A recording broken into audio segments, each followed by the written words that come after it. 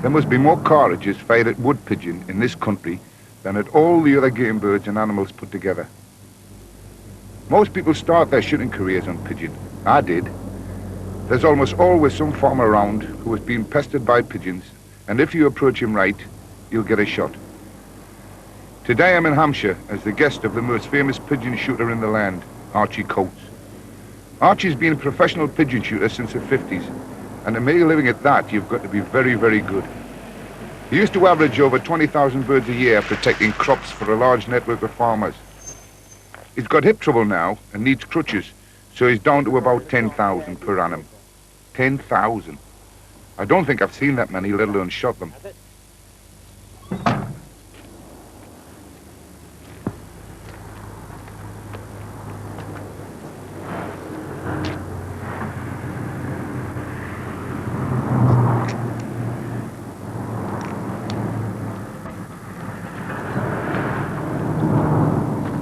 One piece heel for you. It's a big one as well, Archie, isn't it?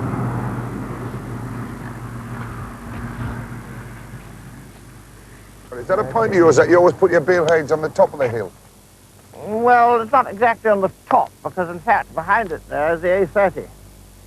So you can't be too close to that in case we've got a motorway at the back of us here. I know, it's rather like that in this part of the world. I'm afraid you very rarely get a place where you're completely away from traffic of some sort. Now, the reason it's there is a twofold. One, that one gets the decoys out on the brow, which is a good thing, i.e. they're easily seen. And the second is that I happen to know through years of experience, I mean, I've shot this ground now for over 30 years, that the return flight, when they poof off in that direction, and they're coming back, it comes give and take where the veil hide is. That is the line of flight. So it's important that you know the flight lines before you set up your bale hide and know where it is. Absolutely. You've got to know the flight lines. And reconnaissance, well, there are two sorts of reconnaissance. And the first one is to find the field that they're actually feeding on. And for that, you must know your cropping. By that, I mean what the farmers are planting and when, and the sort of things the pigeons want to eat. So, peas are obviously good news for pigeons, sort of caviar, if you like. Although beans, in fact, I think better still. And so when you know that they're planting them, that's where you've got to look. The bale hide is there, but it's nice for the wind today because the wind is, in fact, at our back, which does make it easier. But more important still, when you sight a hide, is to put it under what I call the pigeon traffic. Anything that comes in from that direction, which is a flight line, and from that direction, which is also a flight line, should, hopefully, see the decoy. Pigeons could be feeding on anything, so bale hides are not the only kind Archie uses. You've got to be adaptable in this game. He can build a hide almost anywhere, like in this hedge, for instance. I've used this hide before. It's an ordinary hedge hide, but I thought I'd show it to you just to give you the main points of a hedge hide. First and foremost, people are very inclined to make a sort of palace, a fortress, straight away. And they build it up and they build it up, and A, they can't see out of it, and indeed the pigeons can't see them. But the whole point of a hide like this is that you should be sitting down and looking through the cover, not over the top. It applies to any hide. Well, I tell you what, if you like to go and get behind there, you'll find one of those I see what you mean. You're dead right, yeah. You're right. You can see right through it. You can see through it, but as long as you keep still, the pigeons won't see you. And also, there's another reason for not making an enormously grand hide straight away. You can be wrong. I can be wrong and often am. Therefore, you may have to move. How long will it take you to make one of these with one of them? A couple of minutes? Certainly not more than 3 or 4 minutes. Yeah, I should think so. But of course, again, there's one thing I haven't told you. Obviously, one has to be a bit careful of what sort of timber you cut. I had a young man out some time ago who knew quite a lot about pigeon shooting, and I put him down and I said, well, make your hide somewhere in this area, because he knew enough for me to not tell him exactly where. And at last he went and cut 4 young beech trees. Oh, that's... So that's bad news. So you have to be rather careful. Now, what you've got, this hide is made of elder, it is no valuable, and very easy to make hide out of, and also for the sticks for putting the pigeons on. When there is no cover at all about, then a net hide is the only answer. Now there's only one thing about a net howl. You can put it up against a fence like we've got here, some sort of background. I've used them under an ordinary telegraph pole in the middle of a field. But what I don't think you can do with it is to put a net hide in the middle of a field, all on its own, and expect pigeons to come into it. You want this as tight as I can get it? Yes, it's feasible, and then you can alter it when you get inside, you see. To the third you get it to the right, but you must be able to look through it as opposed to over the top. That's vital. Oh yeah, that looks good. Yeah, well, as long as you keep still. What about the background? We put a bit across the back? We've still got another net there, a great big enormous job, and that we have to put behind you as high as you can possibly get it. So if again your background ought to be higher than your front. That's fine. That's him. There's nothing wrong with that at all. The other one you can keep spare for what I call eventualities. That looks you get in there, and you've got the same tin, but it may be too high for this particular situation.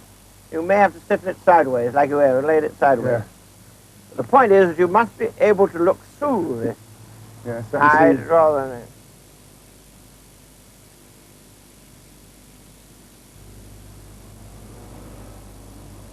Now for the real thing. I've never had much success decoying pigeons. I usually shoot them flighting into woods, so I'll be interested in Archie's layout. One obvious difference is that he uses dead pigeons rather than artificial decoys. But then he has an endless supply of dead pigeons. They do look a lot more natural, but there must be more to it than that.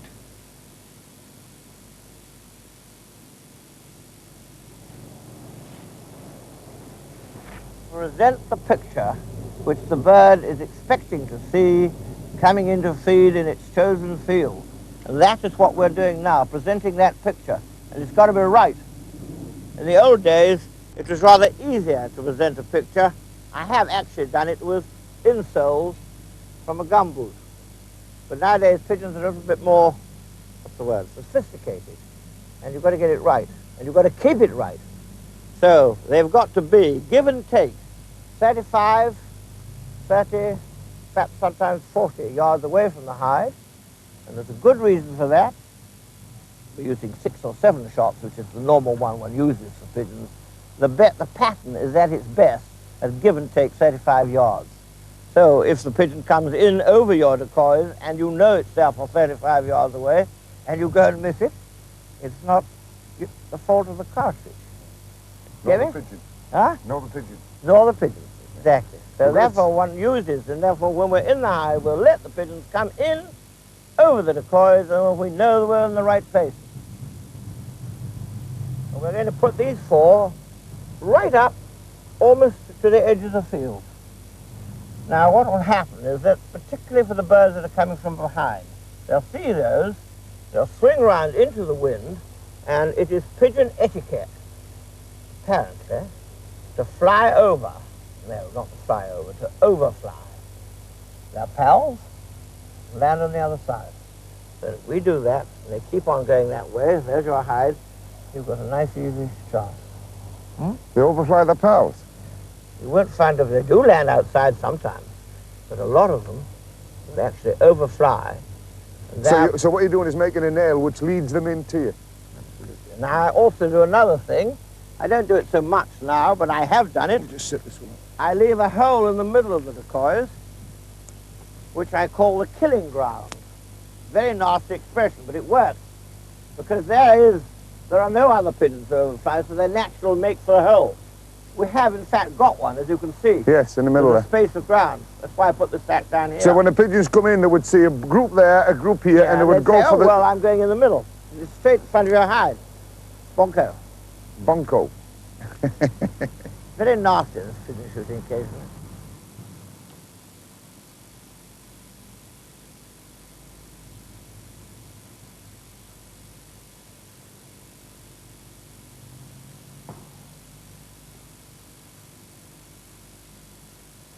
Coming in lovely. A little left and right here, Archie, but a little look. If we swing in this way.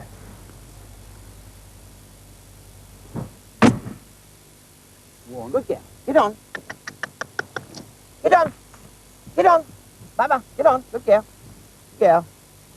She knows She where knows she's the one. going. Isn't it amazing that she's gone straight to the one? Come on then. Girl. Gone straight to the one. Wonder how she knew that. Well, I mean, she couldn't scent it, could I she? hate to think how many poor things she's had to pick up in her lifetime. So come along.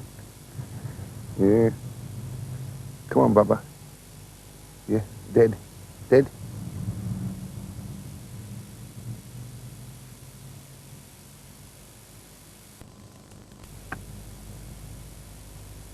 Well, what we've got to do is, having got into the hide and put the decoys out,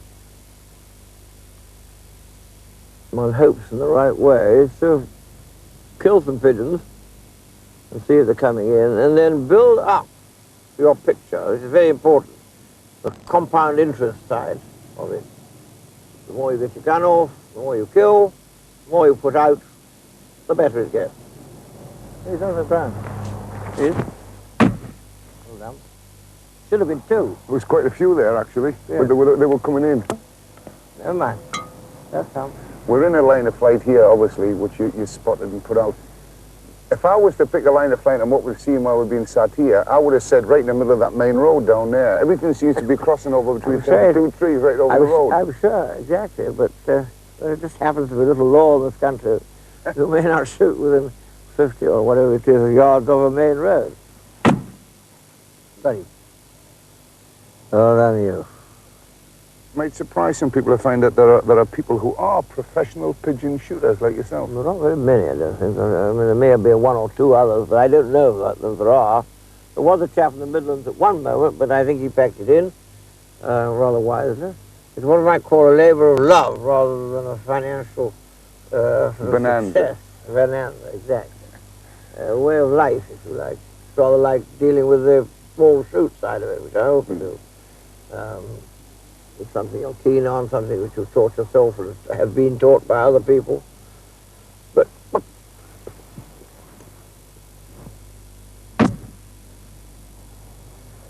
pity you didn't get that one. Yeah, it was a good one, huh? I thought I might have got him, Archie, but I didn't.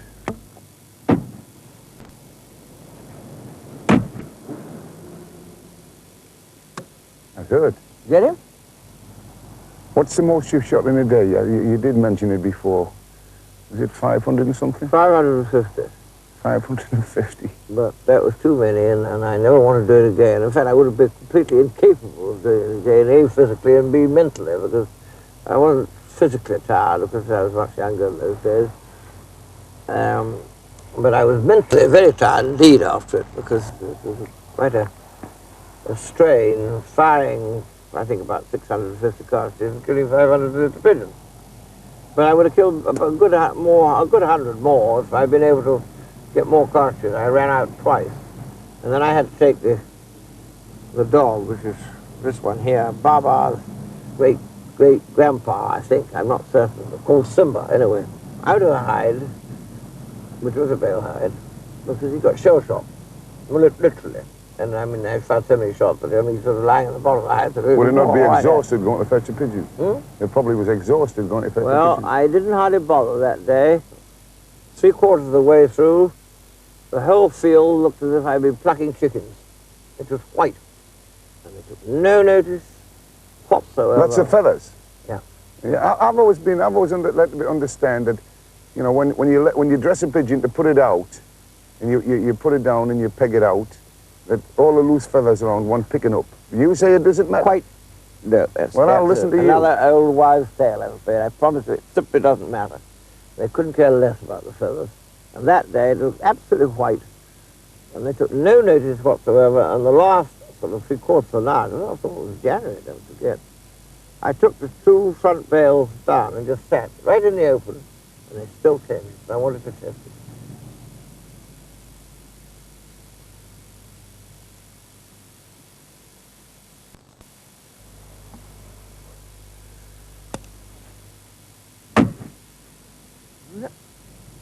little far, but not all that far.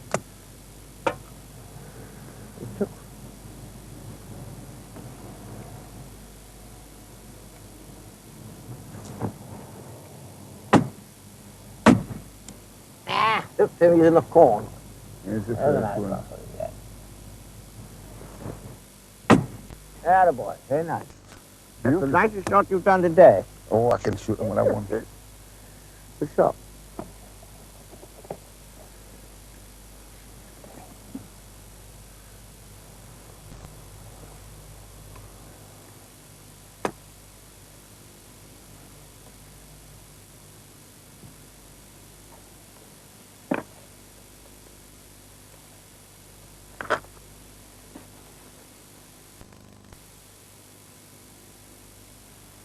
Bah. Get on. Get on. Get out. Get on. Amazing dog, this goes exactly the right one, you know. How old is she? She's getting on. She's 9.5 now, which is long. Getting on for a dog, you know. She's pretty fit, though, and she's jolly lucky. She probably does more work than most dogs, or more than any dog in Great Britain, I think. She's like all good Labradors. She just does it very steadily and sedately. So No aggravation. Come on. Come on. I don't think that's not going to fall on your nut. Dead. Drop good it back. girl. Get out. Get on. Back. Get on. Yeah. Yes, that's the one. Yeah.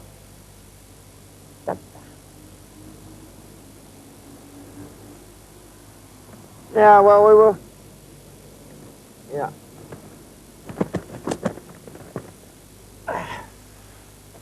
Come on. Come on. Go. Good girl. Dead. Good girl. I'll get that one in the corner of the dog. I know where it is. The damage that pigeons do to crops in this country runs into millions of pounds every year. The severe winter of 1962-3 reduced the pigeon population, but numbers have increased steadily since then. Our countryside, with its nice mixture of arable and woodland, seems to favour the wood pigeon. We certainly have far more than they have in Europe. Good for the shooting man, but lousy for the farmer. The pigeon succeeds because he'll eat anything. Wheat, barley, rape, clover, brassicas, even turnip tops in hard weather. He's seldom stuck for a meal. In areas where they're shot a lot, pigeons are becoming a real challenge. They're getting very smart. You've got to work at it to succeed, or else get an expert like Archie to show you how it's done. We've not done badly, about 20 in half an hour, and they're still coming in.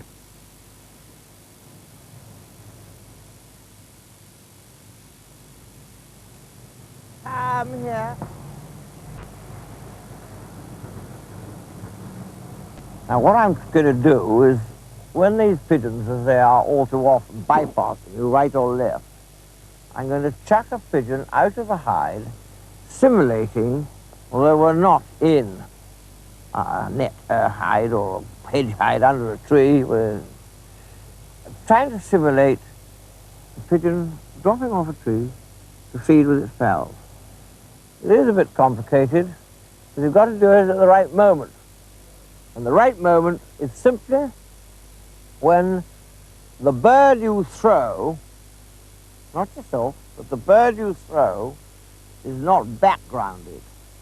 Now, if you can imagine yourself in a hedge hide or a net against a hedge, and there's a high hedge behind you, or edge of a wood, or whatever you like, and the birds are coming, bypassing you on the way out to your left or to your right, you throw the pigeon, then it's no good. They can't see it because of the background.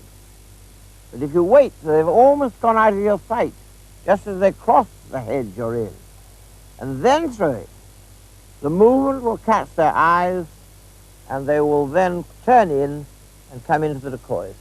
Not always.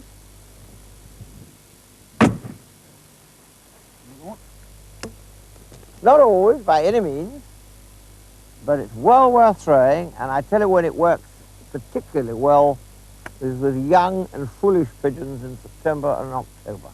Well, there's a few up on the left. If you throw one out, well, we may just see. Right. I can't see them. Coming up the side up there, look. Just a lob, like that. Well, they're coming this way. Whether they saw the bird or not, I don't know. Yeah.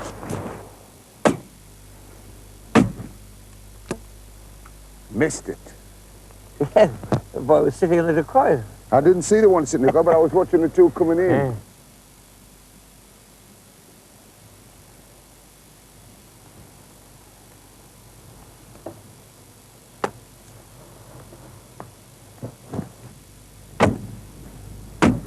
Hold on, Jack. You got him? Yeah.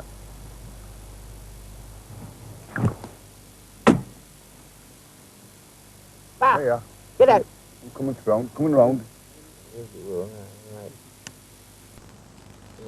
Baba! Here.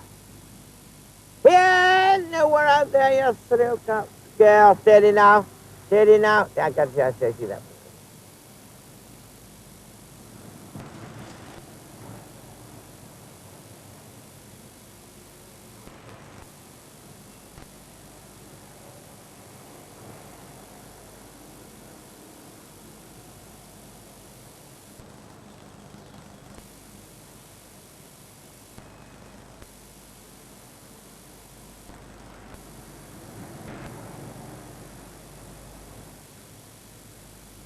Baba.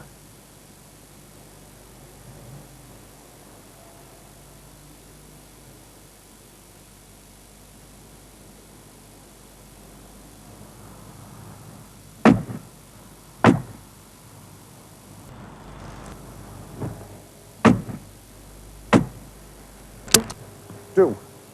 Two? Aye, but he's gone off on the field, that one. It's all right. It won't affect the dog. We're not putting a dog in the bottle. Come on, then.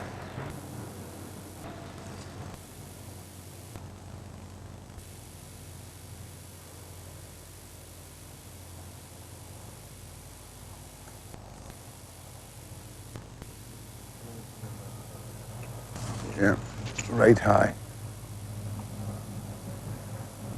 Come on. One for me and one for you. And these are cooked in orange. They're cooked in a sort of sauce made with orange, yes. Look delicious. And there's spuds and cauliflower. Little If you cauliflower. like, I should advise you to have a little bit of this rowan and apple jelly, which goes very well with it. Rowan and apple jelly. Yeah. Let me try this pigeon. You try that now, Jack. See what it's like. You better say it's good, otherwise my wife will shoot you. Well, if I said Hmm? superb, It is good, is it? I don't think they would believe me, but it actually is. It's beautiful. Good. It really is. I'll only take one spud. Good for my figure. Archie, how many pigeons are shot in Britain a year, do you think? Well, I'm not absolutely certain, I'm afraid, but my guess is around the 2 million. 2 million. And that may be an underestimate because only a few years ago, I believe that actually 2 million were actually exported. So obviously there were a lot more shot. That's a hell of a lot of good eating. Mm. And yet you very rarely see them on the market. Yes. But you see, a lot of the eating is in what might call the cooking thereof. And if they're cooked properly, You mind if I use my fingers? they're perfectly good. But pigeon pie can be very good, but it isn't the sort of real way to eat pigeon. I can't think of a better way than this. Well, Jack, cheers to us. Cheers, Archie. Cheers. Thank you very much, son. It was a lovely day. Oh, yes. Lovely day.